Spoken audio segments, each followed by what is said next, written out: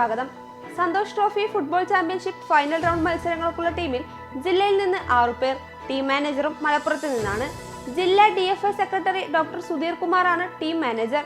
U Muhammad Salim, NP Akbar Sadiq, K Abdurahim, PP Muhammad Nishad, PP Muhammad Safneed, Muhammad Aksar എന്നിവരാണ് ടീമിൽ ഇടം പിടിച്ച മലപ്പുറത്തുകാർ. ചെമ്മാട് കോഴിക്കോട് റോഡിൽ ഇന്ത്യൻ പെട്രോൾ പമ്പിന് സമീപം ബൈക്കും ബസും കൂട്ടിയിടിച്ച് അപകടത്തിൽ 2 പേർക്ക് പരിക്കേറ്റു. മൂന്നിയൂർ പാറക്കടവ് സ്വദേശി അബ്ദുൾ അസീസ്, മകൾ ദിൽസാന എന്നിവർക്കാണ് പരിക്കേറ്റത്. പൊന്നാനിയിൽ കഴിഞ്ഞ ദിവസം മരിച്ച ഉസ്മാൻ ബോട്ടുടമ അഴിക്കൽ സ്വദേശി കുറിയ മൊയ്തീൻ കാനകത്ത് സിദ്ദീഖിന്റെ മരണം ഉദ്യോഗസ്ഥ പീഡനം മൂലമെന്നാരോപിച്ച് ബോട്ടുടമകൾ ഫിഷറീസ് ഡെപ്യൂട്ടി ഡയറക്ടറുടെ ഓഫീസിലേക്ക് മാർച്ച് നടത്തി. മുഖ്യമന്ത്രി ഉൾപ്പെടെയുള്ളവർക്ക് പരാതിയും നൽകി. കരുളായി ഉൾവനത്തിൽ പ്രസവിച്ച യുവതിക്ക് ചികിത്സ ലഭ്യമാക്കി ആരോഗ്യവകുപ്പ്. മണ്ണളയിൽ താമസിക്കുന്ന ചോല നായ്ക്കൾ വിഭാഗത്തിൽപ്പെട്ട ബാലന്റെ ഭാര്യ ദേവികയാണ് ആൺകുഞ്ഞിന് ജന്മം നൽകിയത്. മെഡിക്കൽ സംഘം കുഞ്ഞിന് പ്രതിരോധ മരുന്നുകളും അമ്മയ്ക്ക് പ്രാഥമിക ചികിത്സയും നൽകി. കൂടുതൽ പരിചരണത്തിനായി മലയിറക്കി നിലമ്പൂരിലെ ജില്ലാ ആശുപത്രിയിൽ പ്രവേശിപ്പിച്ചു. കീടബാധ കാരണം നെൽകൃഷി വ്യാപകമായി നശിച്ച ആലിപ്പറമ്പിലെ നെൽപ്പാടങ്ങൾ വിദഗ്ധ സംഘം സന്ദർശിച്ചു.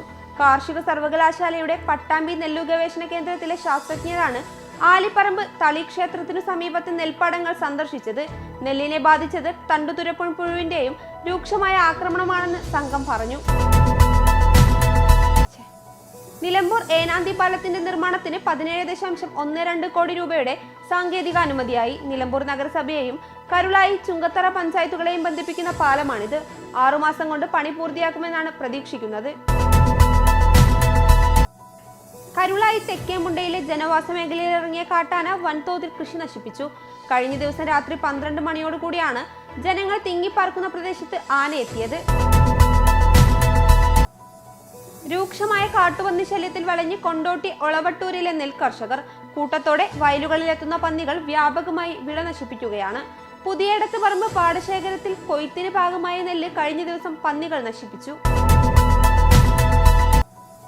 വലിയ വിമാനങ്ങളോ മറ്റു സൗകര്യങ്ങളോ ഇല്ലാതിരുന്നിട്ടും യാത്രക്കാരുടെ എണ്ണത്തിൽ കുതിപ്പ് തുടർന്ന് കരിപ്പൂർ വിമാനത്താവളം.